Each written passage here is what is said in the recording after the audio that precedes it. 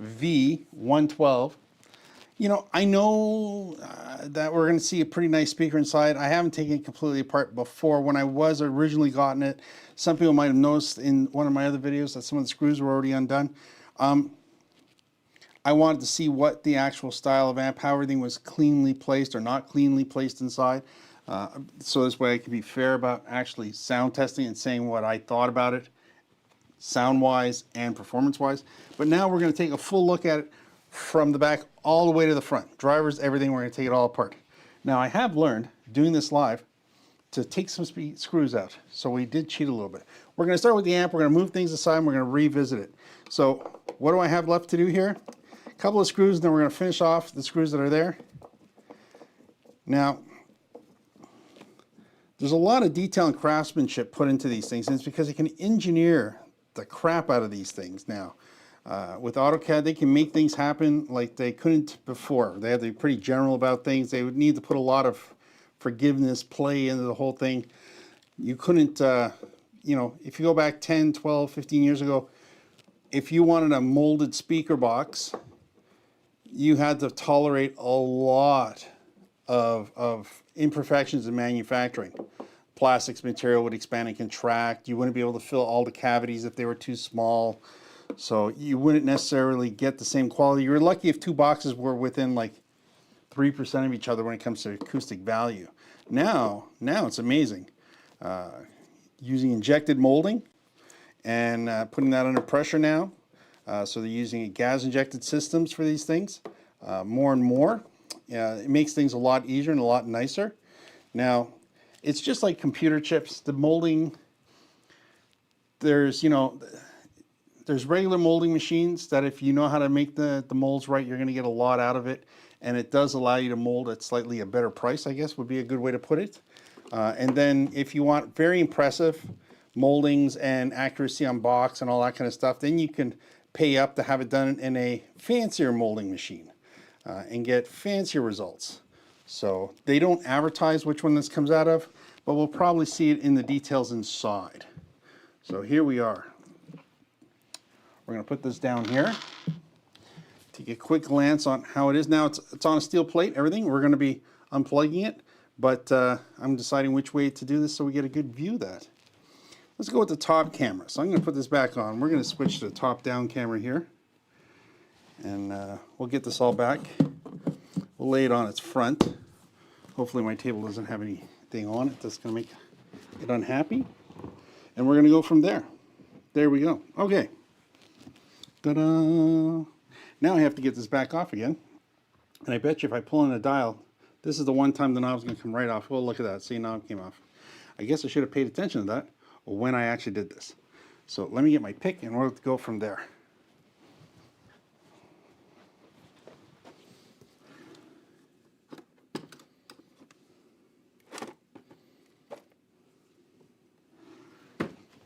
Well, I didn't find the pick tool that I was hoping for, but I did find a nice tiny flathead screwdriver that will get me under here just enough so I can get this and pick it up like that. There we go. All right.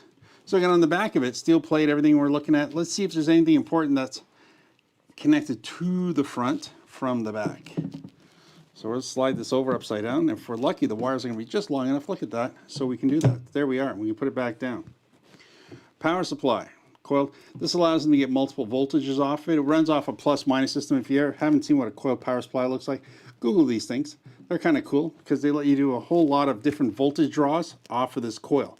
So depending on how many times they wrap it, they have one fixed amount, let's say 120 wraps, which allows them to get equal input, they're 120 volts, but then they're going to swing it back and forth and pull off of it a another wrap so many times, allows them to get 40 some odd volts. Another one allows them to get let's say a 36 volt, depends on what they want or need. I don't know what this is all calling for, but that's how these things work. Very impressive. We get to here, this is going to be our power amp. We can tell that because that's where our big capacitors are, right here, two of them. These act as reservoirs for power because, of course, power is going to be constant coming off of this thing, streaming off to go to the speaker. Now, every once in a while, we're going to need more than it can handle or create, and a lot of times we're not. So when it's not, it's filling up the capacitors. like big giant water tanks, filling that up. And every once in a while, I need, instead of a garden hose, I need a fire hose coming out of this side. So it'll draw from the actual capacitors. Now, if the capacitors run empty, or if you're pulling out more than it can put in, you'll start seeing limit lights blink or clipping lights come on because it's reached its maximum capability. Very handy. The bigger they are, like they are here, that's a pretty good thing. Tucked away inside of here is a ferrite. So inside of here, it's ferrite. And basically, just make sure that we have your current draw going one way, less chance of having any static or anything back up on the system. Pretty cool, pretty simple, pretty nice. We get up here, this is where we're going to start to see our preamp options are coming into it. This is our Bluetooth connection right here. That's our control card for our Bluetooth. It's a little add-on chip they put on it. So that's what's running here. And then we have our cable that's going, again, another ferrite controlling, so this way everything's flowing that way. We don't get any backwash going on here. And everything else is going to happen magically on here. So let's take this off and see what's going on. So to take this off, I need to unplug the speakers. So there's two things holding the speakers on. One, the actual speaker wire connection, and then there's a metal plastic covered ribbon bar here. There's a heat shrink put on top of this metal strap, and that's put on right here.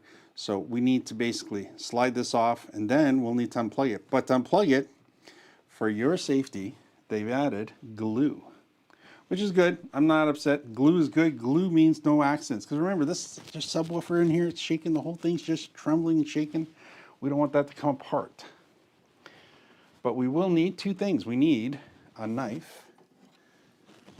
Hopefully you just get it. We're going to use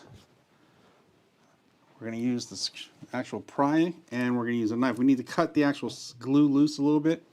This way I have room for everything. In this case, the glue is between the clip.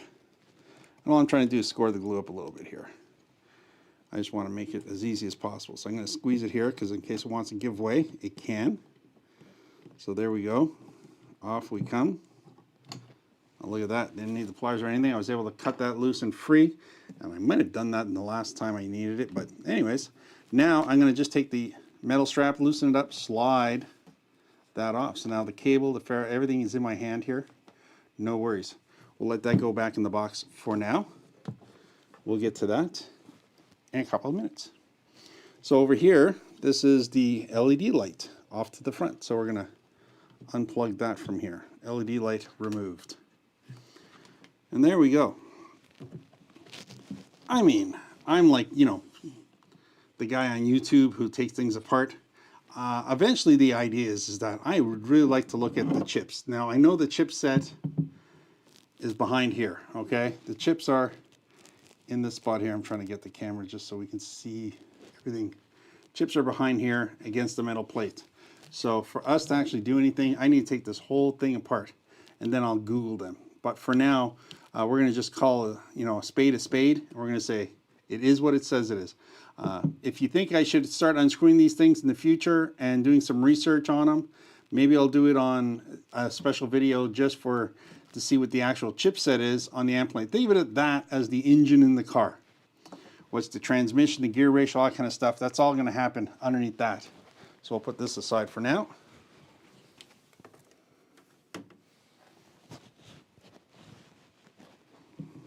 Now here we go, two drivers in here. By the way, I watched how they manufactured the actual magnets on the back of these things. Very, very impressive. It all starts off with an iron ore that they sandwich all together, and then they turn around at the last minute and they magnetize it. This big electrical machine, get that whole thing going. Now, this is the exciting part. I do not have to take every screw off. I took off 95% of them, and there's only two left. So I just have to find the two that are left. That one's loose, but it needs to come out. And this one here is not loose, so we're going to take this one out. Again, my apologies, because this is going to sound pretty solid. Okay, there you go. We did that one. And now we're going to come down over here, get ourselves in here. What is that all about? There we go.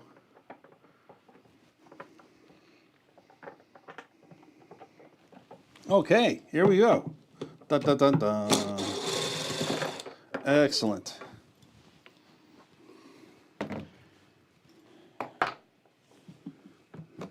Ooh, look at that, look at that.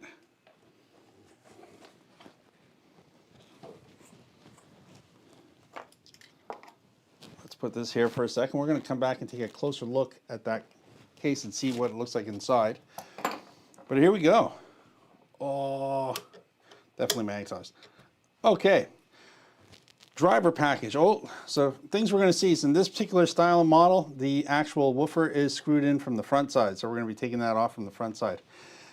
Tweeter is screwed on here. And again, if you ever have to take these guys off, very important, we're going to do it right now.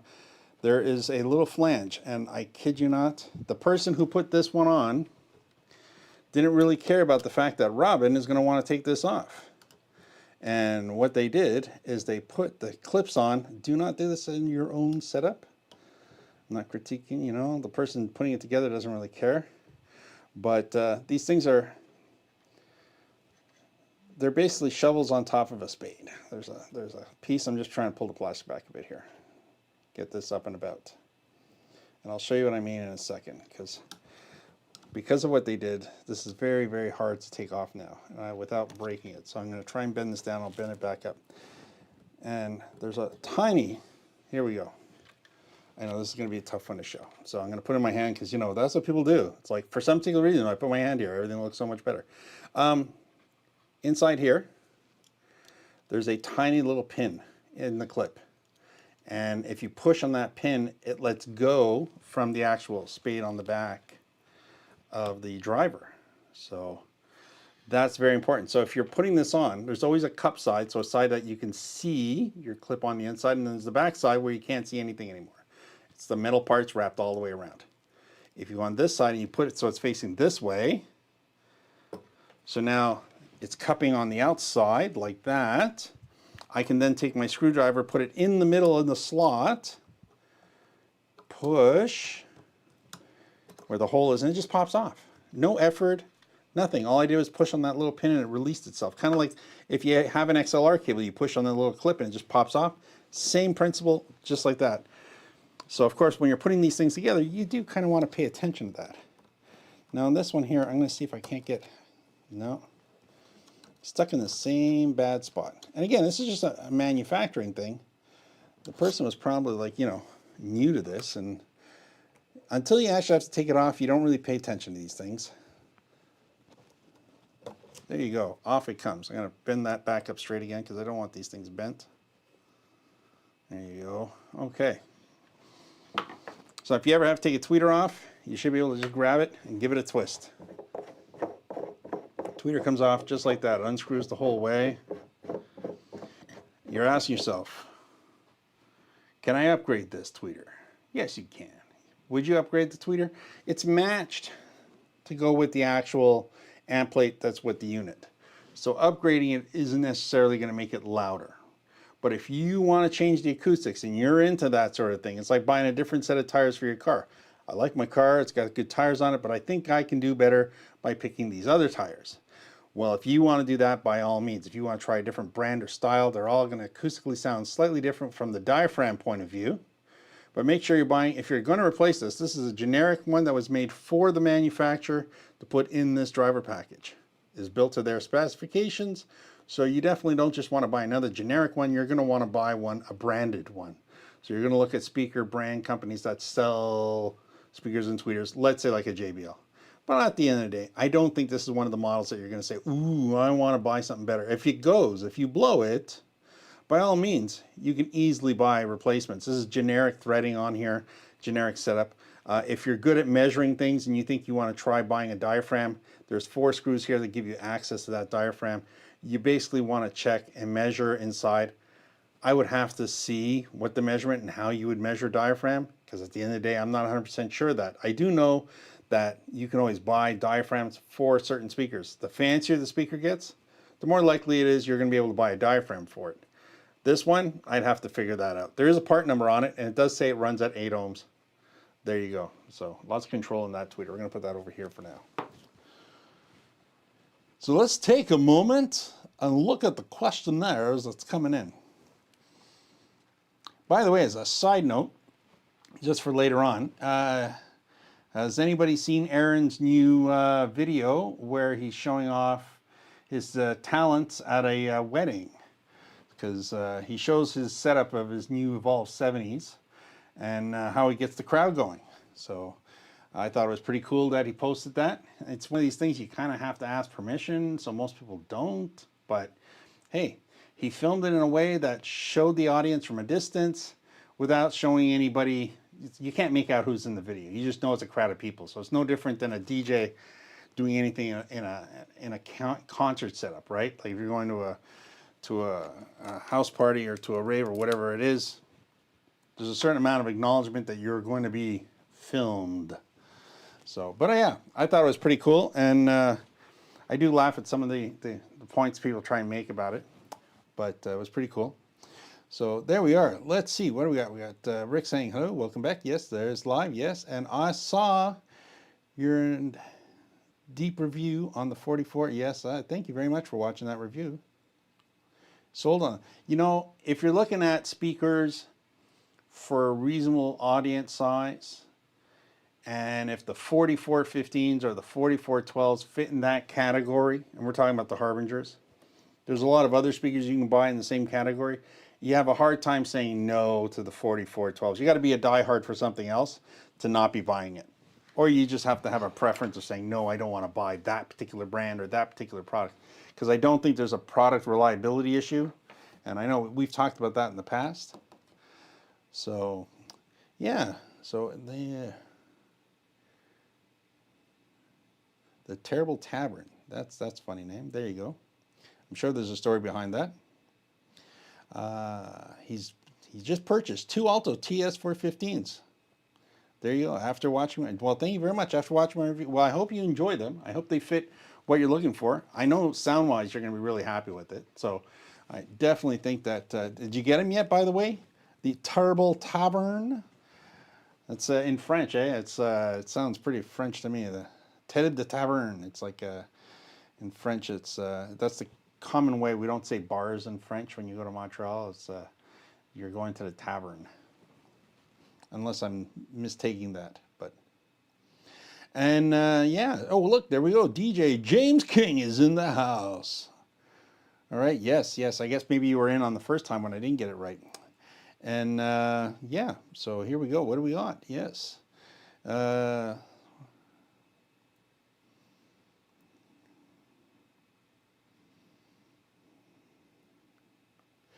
there you go. Yeah.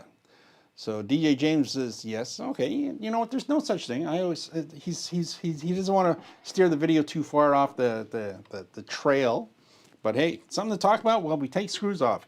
He's asking about mixers, and he's asking like bang for the buck, including Bluetooth, you know. And you're mentioning Yamaha. Now, I'm a big fan of Yamaha. Yamaha is like buying a fancy, you know, a Yamaha mixer is like buying a truck.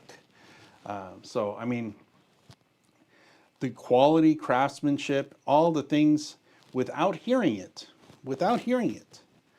is going to be there. Like it's not one of these things I have to listen to it, review it, and say, is this Yamaha good or isn't that Yamaha good? Pretty much you're pretty bang on with, oh, that's going to sound pretty awesome quality wise. I mean, just sound performance, stuff like that. You're doing live play. Outside of the fact that one may have a ground loop problem in it where it means you have to be careful turning things on, using it, they're pretty close to all going to do and sound the same. So if you're looking for what we talked loosely about, something that allows you to have for DJing work and stuff like that, you're going to want one with Bluetooth on it. And you know what? It sounds weird, but there's so many generic ones that you can just buy on Amazon that'll do the trick. But if you're buying a brand name one and you're thinking, well, I'd like everything on the Yamaha, but I don't want to miss out, you either spend the money on the Yamaha, get less, because there's less features on the Yamaha, by the way. It's really good quality, but less features. Or you buy the Mackie 12 channel, not their 10, 12 channel. Or if you want to have good control over Bluetooth and everything like that, the mixer I use a lot of times here, and that's the one I have. I'm going to go find it over here. We're going to keep taking this thing apart. I just want, you know what, if people ask a question, I'm going to give an answer.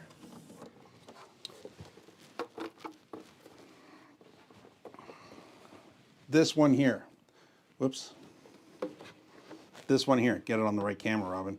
At the end of the video, I'll take 2 minutes and cover this one on the why I would buy this one over the Yamaha. So this happens to be the LX12. I'm going to cover the features on it, including the Bluetooth, the USB, that sort of thing. But that's a pretty good setup, and that's a pretty good way to go. We'll put that aside. Now the audio interface and everything like that on the Yamaha is really good, but it's CD quality, which a lot of them are. So here we go. We got to take this cover off. So when I do the recording, I'll note this as a, you know, wandered off topic side note. And back on, cover plates coming off. So yeah, see, we're getting a lot easier now because I took most of the screws off to start off with, but I didn't take any of the cover screws off. So if you're ever taking a cover off or anything like that, and you're going, ooh, my cover's stuck. I've had this. I've had people ask me these things. Like, first of all, don't do this at home. I am not necessarily a trained professional, but I have done this for so many years that I've become a trained professional by practice. And the fact that if I broke things that I owned and I knew it's my problem, it's my fault. So do I break things anymore? No. I know when to stop. I know when to stop. Now, if something's broken and I'm trying to fix it, then I'll go really deep into it. I've changed full preamp boards on units. I've taken things apart way deeper than I would have, but only because the unit was already broken. So I went, I'm either going to fix it or that'll be the end of that. So, and I've learned a lot by doing that. Now here I'm using the holes to actually try and get through here. Oh, there we go.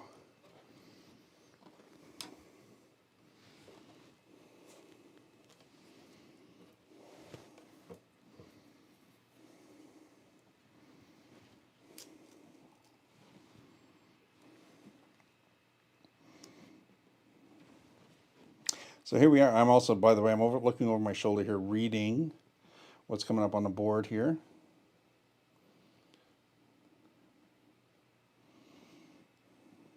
Yeah, see, and like Rick's making that point, so I'll read through to the other ones. So by the way, let me get through the cover here. Cover. So just like we're going to see on a lot of speakers when we take them apart, we're going to see a diffuser on the back side. It does two things for us. One, it allows us to not see the drivers inside, so that's like, you know, a pretty effect. But acoustically, it has a big important play to the whole thing. It acts as a dampening resin for the actual cover. So this way we're not going to transfer noise, vibrations to the cover, which is then going to make a pretty nasty, rotten acoustics effect. So when you see speakers that don't have a mesh inside of it at all, you can expect those covers to make some sort of vibration, and then acoustic noise will come off it, just like, you know, cymbals on a drum, right? So that's what they're trying to avoid. Logoed at the bottom, everything's nice. The punches and the curves in these things are very practical. These again are to make the whole thing not just look nicer, but to give rigidity and stiffness to the whole thing. I also like the fact, this is why it's such a clean look. There's only 4 screws holding it. It's all, the metal's been all turned and bent over. So all the edges are all turned over. Gives a much cleaner look to the front, and it gives a lot of rigidity. This grill is holding its shape regardless of the fact that it's not on the speaker anymore. That's good.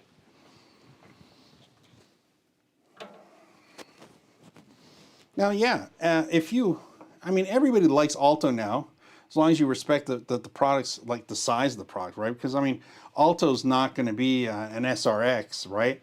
Or any high-end. It's a $500 speaker in a $500 market. It's not a $500 speaker in a $2,000 market or $1,500 market.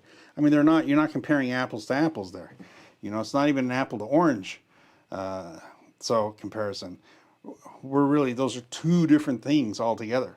So if you're taking a product like an Alto, if you would have watched one of my videos, let's say ones I did like 6 years ago on the Alto TS215, it was like hardly nobody was talking about Alto.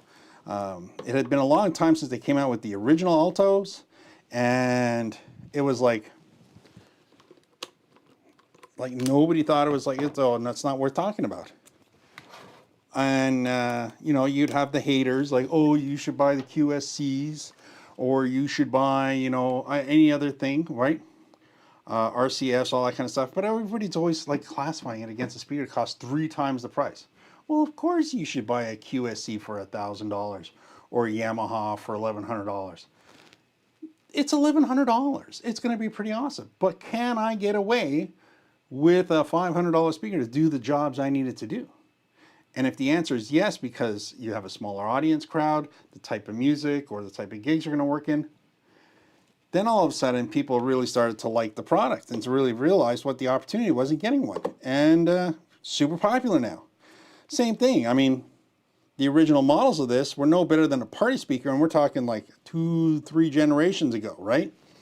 But that's not the speaker anymore. These things are crazy. They're so good, and they have gone up in price to the point that they actually had to come out with this guy, which dialed it back a bit. It's kind of like they lost their original root of their customer, the garage band folks, people that were buying it for fun and for free. All their other product is built good enough that you don't have to use it for fun or free. You can use it and make some money with it. I'm not saying you can't do that with this, but you definitely have to know where and when to use it.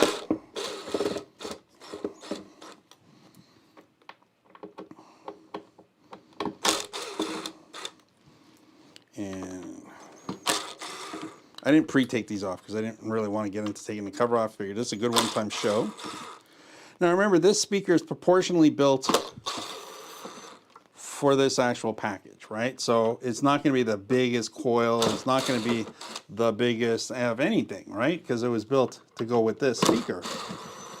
So it's built to go with the amount of power that they want this system to drive out. And again, dB-wise, very loud. Garage band.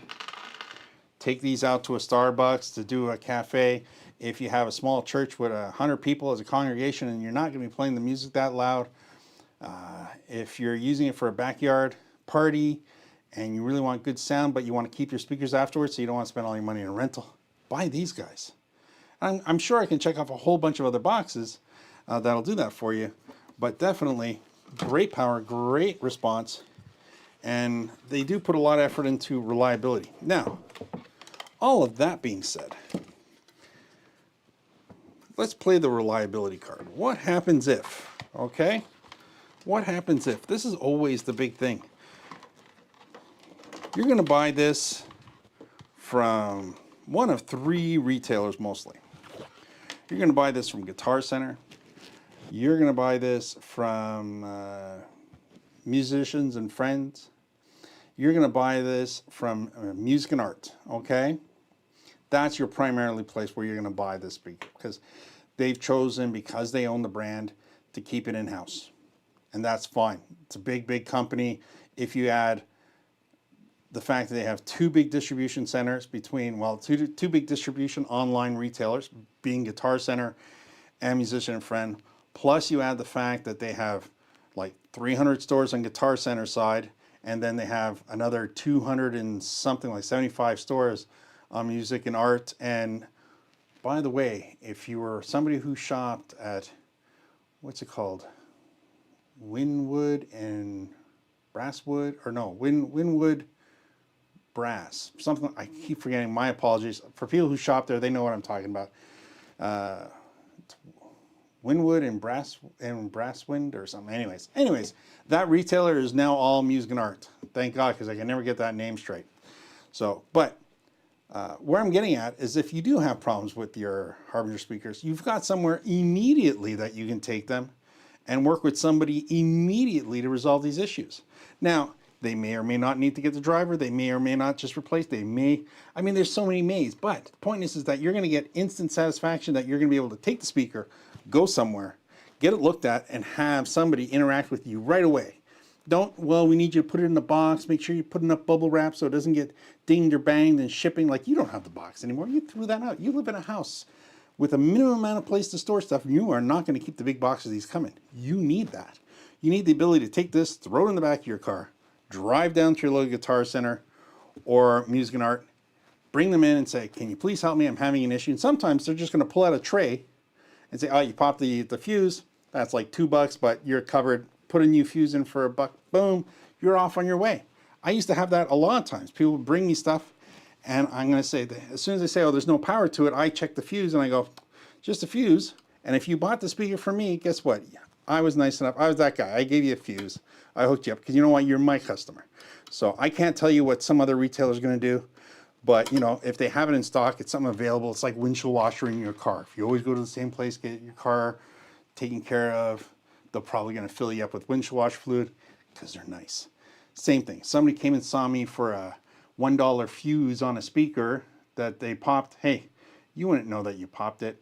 I can check for you. You can look it up. I've covered it on videos. But these things happen. Anyways, let's get back to this speaker. So we've unclipped it. See how easy it was, by the way? I used those clips to make that happen. See, I can hold that up to the camera now. Those are the clips. That's the spade. Okay, you want to make sure that you can push down on that little guy right there, and it's going to come right off for you. No worries, because it bends. Wish I had a camera that I can show you really detailed, because when I push on it from the inside, you can see that it pushes away on the outside. Try and clip that from the back. You can't. It's just not going to happen. Anything else would just damage it. Now for the driver, I'm not disappointed. It's going to be exactly what I expected it to see. I expect it to be a 12-inch driver because it's a 12-inch speaker. And guess what? It is.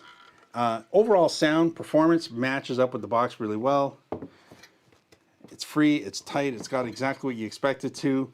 I mean, I could pretend and tell you all great things about it, but you know what? It's a nice punch metal basket, but they all are.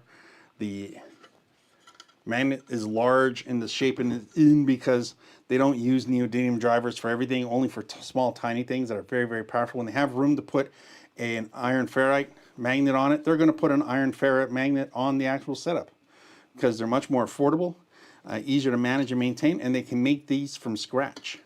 So very common to see this as a setup. Does it take away from anything? Absolutely not. For a speaker that's going to cost you most likely $200 when it's all done and finished, this is a pretty good ensemble. Now let's take a look at the plastic moldings and everything like that, because you know that is just as important as everything else. People oversee that all the time. So I'm going to put this down on the floor. You know what the funny part is? When this is all done, I still have to put it all back together again. Let's look at this. Okay, so the driver's off. Let's look at what we see from the front side. We see the actual 60 by 90 flare that goes on here. This is how we're going to get the sound to go from here and spread out to our 90 by 60 spread. And try and get it behind the audience, up high if you can, so this way it throws over the audience. And you're also going to get these 4 ports. And the ports aren't for show. A lot of people, oh, look, they just do that for show. Technically speaking, they mathematically figured that out. Somebody who is smart enough, way smarter than me, used the program that determined how many cubic inches this whole box was going to be and how big these ports were going to have to be cubic centimeter wise. By the way, they may call it cubic inches, but even in the States, they translate everything in the system from inches to centimeters and just call it inches at the end of the day. So whatever the engineer drawings called for and said this box needed to be so big, so much air comes through it, they did that and put them right here. There you go. If they didn't fit here, they would have figured out, put them all here, or they would have come up with some other magical equation. But that is how AutoCAD was able to help them do that. Awesome. Let's turn it around. Let's see what's going on here. Now, full of ribs going vertically and horizontally everywhere. And that is what gives this box the acoustic value closer to wood than plastic. If I didn't have all these ribs, and the original ones, by the way, back 10, 15 years ago, didn't. The plastic was just thicker, and you had a couple of these things just to make sure things didn't bend out of shape, and that was it. In here, by the way, this is all plastic, right? You think? No, in here, there's an actual metal collar sleeve, threaded sleeve, inserted, compressed in here. So this way the tweeter has somewhere proper to screw into. Very cool on that. Down here, that's our LED light for the front with the wire. And you can tell by all the screw placements everywhere, there's a good proper amount of tension and squeeze put together on the whole box. Now this isn't like a box you would have seen when I did the ICOA, which had thread screws from front to back, which gave the whole thing some tension inside, which was kind of cool. This is more traditionally what you're going to see. Now to make sure they get a good amount of tension on the whole box, that's where the back comes into play. So again, I'm happy the ports are where they're supposed to be. There's lots of screw placements, lots of ribs. Everything's good on here. And the box is very stiff. But always remember, they're not perfectly stiff. If I pushed hard enough, they'd go down. But Anyways, let's bring up this. Now, we're probably going to hear a couple of screws fall out because I didn't take them out, but they probably will fall out now. Oh yeah, good thing I have carpet on the floor. Good thing it's not shag. All right, let's catch up on a couple of questions. We're going to hit this on the inside here in a second. And here we are. We're back to James here. Anyone hates them? Oh, just answering back to what Rick thinks. Yeah, brand loyalty, it's always a big thing. You know, I'm always going to say there's lots of brand loyalty going on, and how you use it is always going to be the most important thing. And yeah, Rick's going on about how on Reddit. Yeah, Reddit, you can join any hate club on Reddit. You're going to find every love club and every hate club in the same place all the time. And just so you know, the internet thrives on hate. If you want to be popular, shit on something, and you'll get 10 times the amount of people getting all excited, then you know the algorithm likes no more than me to go whole hog bad on this. To the point that even Harbinger says, make sure to point out anything you don't like on the speaker, because we don't want it to seem like a love fest. And you know what? I agree, and I'm going to be fair and say exactly what I told them. When I find something I don't like, I'm going to call it out.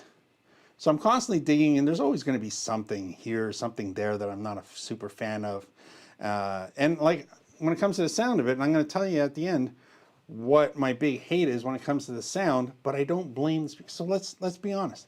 At the end, when I'm talking about how the speaker acoustically sounds in a space like I have it, you'll see where I'm not too happy about it. So let's cover the back half. So here they are, the back, everywhere the screw points are. And notice they put them in where the handles are. It's things to reinforce. The handles are screwed in, not just molded in, so this way it gives that extra bite and strength to it. The actual bottom, look at it, they could have stopped the reinforcement, but they went all the way, wrapped it around just to make sure this reinforcement here is for the pole mount that's right here. There's a pole mount right there. They gave it extra reinforcement to make sure it doesn't snap loose. And everything else is pretty straightforward. It's just a repeat of what we saw on the front side. Of course, that's where our amp plate's going to go. It's open air, front to back. We're not going to see a closed-in box usually on something like this. The amp is going to sit flush right in here, so it'll actually be part of the box when it's all done. But importantly, make sure the amp plate, I'm going to bring that over for a second. I'm going to show you something they didn't do in the past, but they do now. That's a proper word and way to describe things. And the speakers are all here. Don't get confused. There are no fly points. I don't know why. Like, I mean, if you had to put fly points, you could, but you're going to have to put your own nut on the inside of here. Because there's no nuts, there's no metal plate here, there's nothing here to reinforce fly points on this system. But there is pre-made holes, so you could become creative if you wanted to, especially if you're using this in a workshop where you need to hang them because you're at work. You can hang it by the handle. It's a rough hanging job, I know. Hang it up by the handles. Guys do it all the time, so this way I have speakers in the workshop. It'll work for you. And the Bluetooth works out pretty well for that. All right, last but not, let's go through a couple last ones here. Where do we got? Here we got. All right. And Terrible Tavern. Right, big difference in sound quality if you run the speaker without its cover on. If you're talking about the actual, so this is we're going to call them Triple T. The Terrible Tavern is asking if the sound quality is different with the cover on or not. You shouldn't hear anything different. And I say that because if you run a speaker outdoors and you think it's going to rain, and I've done this when I had my store, I used to send people out all the time. If you think it's going to rain, because people would ask, well, is this okay to leave outside? Yes, it's not waterproof though. But the amazing part is if you buy clear garbage bags, buy clear ones because they look nicer than black ones.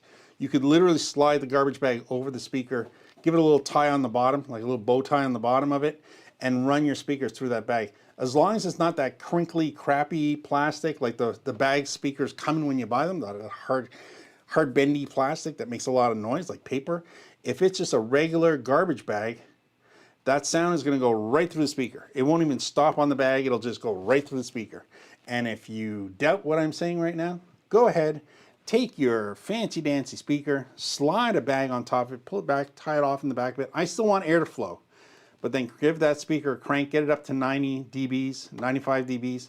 You're going to see the bag just shuffling around, but all that airwaves are just going to, energy is going to go right through it all. Yes, it's possible. And for those people who do leave stickers on or have criticized me for leaving stickers on the front of the grill cover, at the level that I'm playing in here, which is sometimes loud but not, tends to not reflect any problems directly in front of where I put the microphones. If I thought it did, I would take the plastic stickers off. But having a sticker on the corner of your box, or the bottom of your box, or right between the tweeter and the woofer, if you plan on standing in front of the speaker, isn't going to change the sound that much to be noticeable. Now, of course, I wouldn't do that if I'm going out to a gig, but I just leave it on because it's good value for now in the videos.